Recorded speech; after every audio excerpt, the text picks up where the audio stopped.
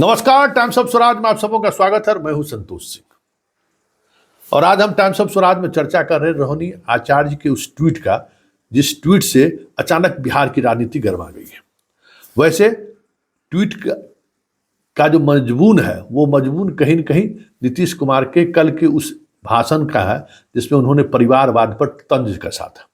वैसे आज नीतीश को मोदी का भी साथ मिला है। वैसे मोदी पहले से भी परिवारवाद पर हमलावर रहे हैं और इंडिया गठबंधन को इसी आधार पर वो घेरते भी रहे।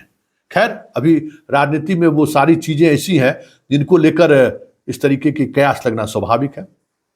लेकिन इन सब से इतर जो सबसे महत्वपूर्ण बात जिस पर हम अभी चर्चा करने जा रहे हैं, देखिए, मेरा शुरुआती समय से ही मानना है कि वैचारिक रूप से लालू का अगर कोई उत्तराधिकारी है तो रोहिणी आचार्य है।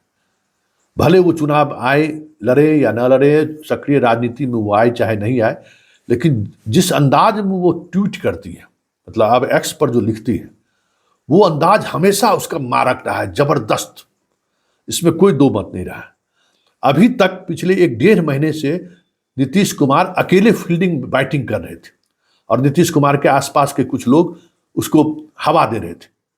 माहौल बन रहा था कि कुछ न कुछ जदयू में चल रहा है, नीतीश जा सकते हैं, नीतीश का महागठबंधन से हटना तय है। बहुत तरह की बातें चल रही थी, सीट शेयरिंग को लेकर विवाद है।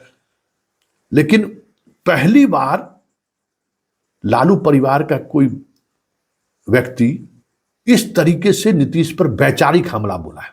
अभी तक लालू भी कभी वैचारिक हमला नहीं बोल पाए थे, हमेशा बैकफुट पर रहे। 2015 में भी जो है सत्ता बनी रहे, सत्ता बची रहे, इसलिए अंतिम दम तक नीतीश का वो चिरोरी करते रहे, या यूं कहें कि नीतीश को वो के उस तमाम बयान को नजरअंदाज करते रहे, बैकफुट पर रहे।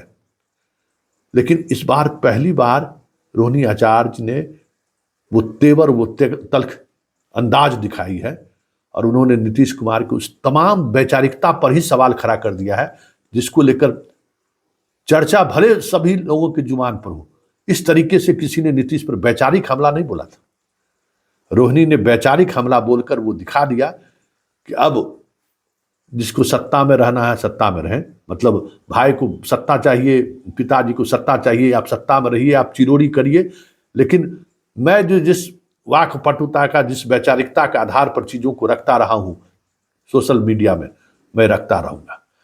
अब देखना यह है कि इस ट्वीट के आने के बाद अभी तक जो हाँ ऐसा हो सकता है, हाँ ऐसा हो रहा है, हाँ देखते हैं हम, जो बयान देने वाले जो जदयू के जो महारथी लोग थे वो इस पर क्या जवाब देते हैं, क्योंकि ये ट्वीट कहीं न कहीं नीतीश कुमार पर सीधे तौर पर हमला है। और सिर्फ हमला ही नहीं है, अगर सिर्फ हमला ही रहता तो एक बात समझ में आती। उन्होंने उनको आईना भी दिखा दिया है कि आप राजनीतिक रूप से किस तरीके के, किस चरित्र के व्यक्ति हैं, वो भी जरा देख लीजिए। अब जरा उनका ट्वीट का मजमून देखिए, क्या उन्होंने लिखा है। समाजवादी पुरोधा होने का करता है वही दावा, हवाओं की तरह बदलती जिनकी विचारधारा। मतलब आपकी विचारधारा जिसका हमेशा बदल रहा है वही आजकल दावा कर रहा है। खींच जताए क्या होगा जब हुआ न कोई अपना योग, विधि का विधान कौन टाले जब खुद की नियत में ही हो खोट। भाई, आपका बेटा योग्य नहीं है, उस योग आप बनाए ही नहीं है, तो खींच क्यों बांट रहे हैं? किस पर खींच निकाल रहे हैं? परिवारवाद पर। रामनाथ ठाकुर को जो आप राज्यसभा भेज रहे हो परिवारवाद नहीं है, उसको कौन बात कहेंगे? उनके जाने के बाद तो आप परिवारवाद को प्रसिद्ध दिए। रामनाथ ठाकुर के को सीएम पीएम फोन कर दिया तो दर्द हो गया आपको है? इस बार तो एकदम कह सकते हैं ना कि एकदम रोहिणी आचार्य ने ठीक उसी अंदाज में नीतीश का इलाज करने की कोशिश की है जिस अंदाज में नीतीश अभी तक इलाज करते रहे। एकदम आयुर्वेदिक स्टाइल में रोहिणी ने नीतीश कुमार को जवाब दिया। अक्सर कुछ लोग नहीं देख पाते हैं अपनी कमियां, लेकिन किसी दूसरे पे कीचड़ उछालने को करते रहते हैं बदतमीजी। आज ये देखिए, यही है एकदम नीतीश जिस स्टाइल में आयुर्वेदिक इलाज करता है ना, रोहिणी आज उसी अंदाज में उनका इलाज कर दिया। अब देखिए अब क्या, अब इनके पास जवाब इसका क्या है, क्योंकि अभी तक ये एक तरफा बैटिंग कर रहे थे, एक तरफा बॉलिंग कर रहे थे, एक तरफा सारी चीजें चला रहे थे। लेकिन रोहिणी ने जिस तरीके से जवाब दिया है इनको, हमें लगता है कि राजनीतिक तौर पे लालू परिवार की तरफ से इस तरीके का जवाब कभी भी नीतीश कुमार को नहीं मिला होगा।